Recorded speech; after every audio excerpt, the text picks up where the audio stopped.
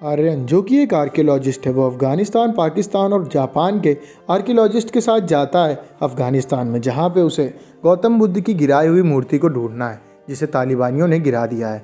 वहाँ पे उसे एक बक्सा मिलता है जिसके अंदर एक हिंदू राजा की मुद्राएं होती हैं और उसके गहने होते हैं। तभी वहाँ पे तालिबानी हमला कर देते हैं, जिसमें अफ़गानिस्तानी आर्कियोलॉजिस्ट की मौत हो जाती है। आर्यन वहाँ से भागता है पाकिस्तानी आर्कियोलॉजिस्ट के साथ। वो लोग एक गड्ढे में गिर जाते हैं, जो कि उन्हें एक गुफा में ले जाता है, जहाँ पे गौतम बुद्ध की एक बड़ी सी मूर्ति होती है। इसके बाद वो लोग पाकिस्तान जाते हैं, जहाँ पे वो लोग मिले हुए खजाने को आधा आधा बांट लेते हैं। हमें देखने को मिलता है कि आर्यन वापस आता है इंडिया में, जहाँ पे एक कंपनी राम सेतु को गिराना चाहती है और उसकी जगह एक बड़े से पुल को बनाना चाहती है। इसमें सरकार भी उनका साथ दे रही है, लेकिन लोग सबूत को मांग रहे हैं। वो अपने घर पहुंचता है, जहाँ पे गायत्री उससे मिलती है, जो कि उसकी बीवी रहती है। इस बीच उससे एक नेता मिलता है और उससे कहता भी है कि तुम चाहो तो इस रिपोर्ट को पास कर सकते हो और ये कह सकते हो कि राम सेतु को 7,000 साल पहले नहीं, असल में 18,000 साल पहले नेचुरली बनाया गया था, ना कि उसे श्री राम ने बनाया है। जिसके बाद हम उसको आराम से गिरा सकते हैं। उसको कोई भी ऐसा सबूत नहीं मिलता है, जिसके बाद वो एक रिपोर्ट पास कर देता है, जिसमें कि वो बताता है कि राम सेतु को श्री राम ने नहीं, असल में वो नेचुरली बना है। जिसके बाद वहाँ पे चारों तरफ आर्यन के नाम को सब लोग गालियाँ देने लगते हैं और आर्यन के खिलाफ हेट स्पीच फैलने लगती है। उसकी बीवी गायत्री उससे कहती भी है कि मैंने तुमसे मना किया था कि ऐसा कुछ भी ना करना, श्री राम से हमारी आस्था है और तुम श्री राम को ही गलत कह रहे हो। हमें देखने को मिलता है कि आर्यन को उसका विभाग सस्पेंड कर देता है और उसके बच्चे को स्कूल में सारे बच्चे राक्षस बुलाते हैं, जिनसे कि वो लड़ने लगता है। आर्यन अपने ऑफिस से बाहर निकलता है, जहाँ पे उसके ऊपर मुंह पे कालीक लगा दी जाती है। वो अपने बच्चे को स्कूल लेने जाता है, जहाँ पे एक बच्चे के पेरेंट्स उससे लड़ते हैं और उससे कहते हैं कि आपने अपने बच्चे को क्या सिखाया। बच्चे मजाक करते हैं और आपका बच्चा लड़ने लगता है। वो अपने घर पहुँचता है, अपनी बीवी से सॉरी बोलता है और कहता है मेरी वजह से ये सब हुआ है और मुझे इस सबको ठीक करना होगा। इस बीच उसकी मुलाकात इंद्रकांत से होती है, जिसकी कंपनी राम सेतु को तोड़ करके वहाँ पर पुल बनाने की बात कर रही है। इंद्रकांत उससे कहते हैं कि तुम हमारी सर्च टीम के साथ जाओ और उस पुल के सारे सैंपल्स लो और इस बात को साबित करके दिखा दो कि वो पुल 18,000 साल पहले नेचुरली बना था, ना कि उसको 7,000 साल पहले श्री राम ने बनाया है। जिसके बाद निकल पड़ता आर्यन इस बात को साबित करने के लिए। आर्यन पहुंचता है इंद्रकांत की लैब में, जो कि उसने बनाई होती है एक जहाज़ के अंदर राम सेतु के पास। उस लैब में पहुंचने के बाद उसकी मुलाकात होती है डॉक्टर सैंड्रा से और वहां पे उसको बाली मिलता है। बाली उनका सुपरवाइज़र होता है, जो कि वहां पे इंद्रकांत के द्वारा भेजा गया होता है। बाली उसको एक सूट दिखाता है और बताता है कि सूट को पहन करके तुम पानी में जाओगे और वहाँ से राम सेतु के सैंपल्स को लेके आओगे। आर्यन उस सूट को पहन करके नीचे जाता है और राम सेतु के सैंपल्स लेके आता है। सैंपल के चेकअप के दौरान उसे पता चलता है कि वो सैंपल 12 से 13,000 साल पुराना है। वहाँ खड़ा एक डॉक्टर कहता है इसका मतलब राम सेतु को 7,000 साल पहले श्री राम ने नहीं, बल्कि 12-13,000 साल पहले नेचुरली बनाया गया था। जिसके बाद आर्यन कहता है हमें एक बड़े सैंपल की ज़रूरत है, इतने से कुछ भी नहीं होने वाला। अगले दिन वो जाता है राम सेतु से एक पत्थर लाने के लिए। इस दौरान वो लंकर्स वाटर में जाने लगता है। बाली उससे कहता है कि तुम अगर लंकन वाटर्स में जाओगे तो वहाँ पे तुम फंस सकते हो। वो उसको वापस घसीटने लगता है। आर्यन सूट को छोड़ करके बाहर निकल जाता है और वो पत्थर को लेकर के वापस आ जाता है और वो चल के आता है राम सेतु के ऊपर। वापस आने के बाद वो लोग उस पत्थर का चेकअप करते हैं, जिस दौरान उसको पता चलता है कि ये पत्थर वहाँ पे 7,000 साल पहले लगाया होता है। आर्यन को पता चलने लगता है कि वहाँ पे वो गया है इस बात को सिद्ध करने कि राम सेतु नेचुरली बना है, लेकिन इसको असल में श्री राम ने बनाया है। इंद्रकांत उससे बात करता है और पूछता है कि तुम्हें क्या पता चला। आर्यन उसको बताता है कि ये पत्थर वहाँ पे 7,000 साल पहले रखा गया था। ये इस बात को सिद्ध करता है कि उस पत्थर को वहाँ पे श्री राम ने रखा है। जिसके बाद बाली कहता है आप सबमरीन से जाइए और वहाँ से और सारे सैंपल्स भी ले आइए।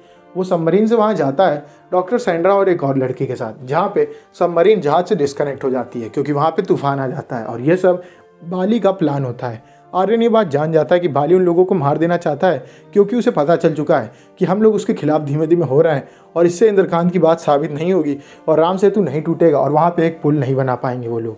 वो सबमरीन से बाहर निकलते हैं और वो लोग समुद्र में डूबने लगते हैं। तभी एक आदमी उनको आकर के बचा लेता है और उन्हें एक आइलैंड में ले जाता है। वहाँ पर उनकी आँख खुलती है।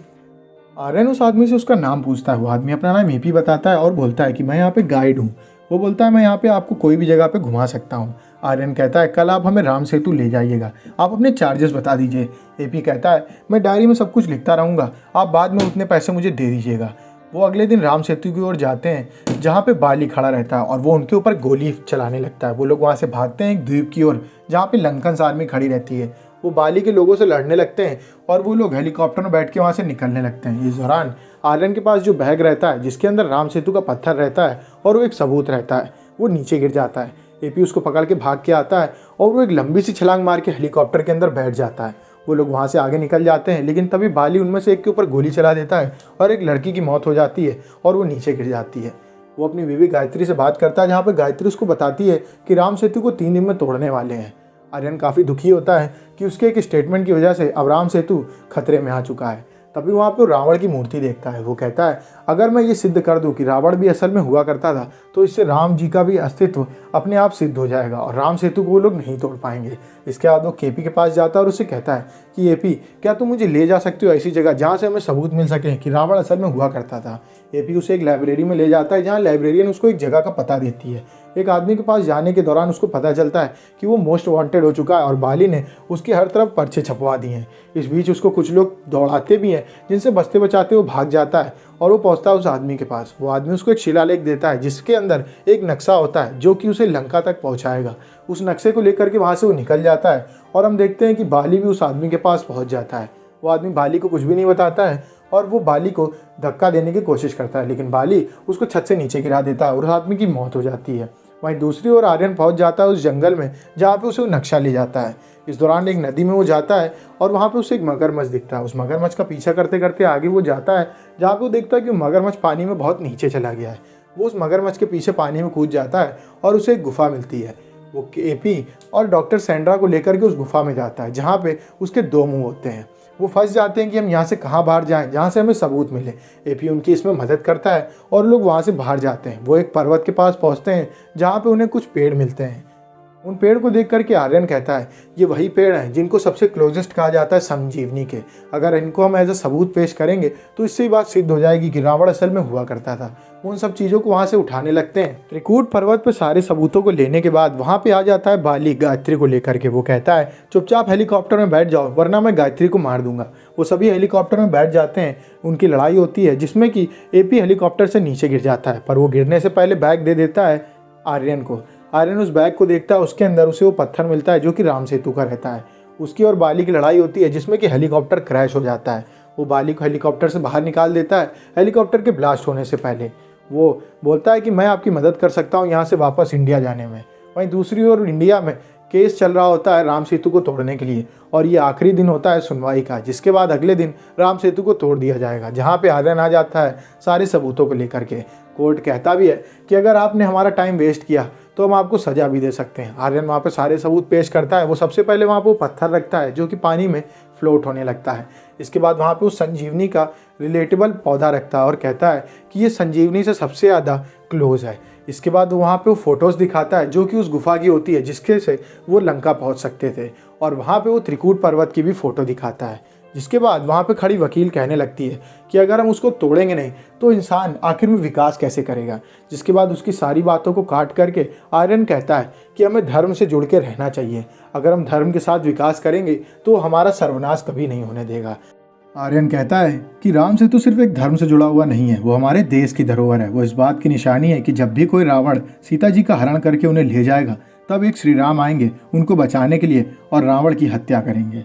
वो हमारे देश की धरोहर है। और वो एक लिपि पेश करता है जो कि लंका का नक्शा होती है। सारे सबूतों के बाद अदालत इस फैसले पर पहुंचती है कि राम सेतु 7000 साल पहले बना था और उसको श्री राम ने बनाया था, ना कि 12 से 13,000 साल पहले नेचुरली। जिसके बाद अदालत ये कहती है कि उसको हम लोग नहीं तोड़ेंगे और विपक्ष के पास कोई ऐसा सबूत भी नहीं है जिसके आधार पर वो ये बात साबित कर सके कि राम सेतु 12 से 13,000 साल पहले बना था। आर्यन केस जीत जाता है और राम सेतु को तोड़ने की बात खत्म हो जाती है। बाहर वो बैठा रहता है, एपी का बैग चेक कर रहा होता है। उसे एपी के बारे में जानना होता है, जहाँ पे उसे एपी की डायरी मिलती है। एपी की वही डायरी रहती है जिसमें एपी ने कहा था कि मैं सारा हिसाब लिखता रहूँगा। उस पूरी डायरी में सिर्फ जय श्री राम लिखा हुआ होता है। उसको याद आता है कि कैसे एपी ने बचते टाइम हेलीकॉप्टर से लंबी छलांग मार करके एंट्री ली थी। उसको याद आता है कि एपी जब नीचे गिर गया था हेलीकॉप्टर से तब वो हंस रहा था, ना कि घबराया हुआ था। और एपी को सारी बातें पता थी कि कैसे गुफा के एक द्वार से जाकर के वो त्रिकूट पर्वत पर जा सकते हैं। उसको भी बात का आभास होने लगता है कि एपी कोई और नहीं, अंजनी पुत्रम हनुमान जी थे। मूवी यहीं पे खत्म हो जाती है। अगर आपको वीडियो अच्छी लगी हो वीडियो को लाइक करें, चैनल को सब्सक्राइब करें। मिलते हैं आपसे नेक्स्ट वीडियो में, तब तक के लिए stay safe, stay healthy, bye bye.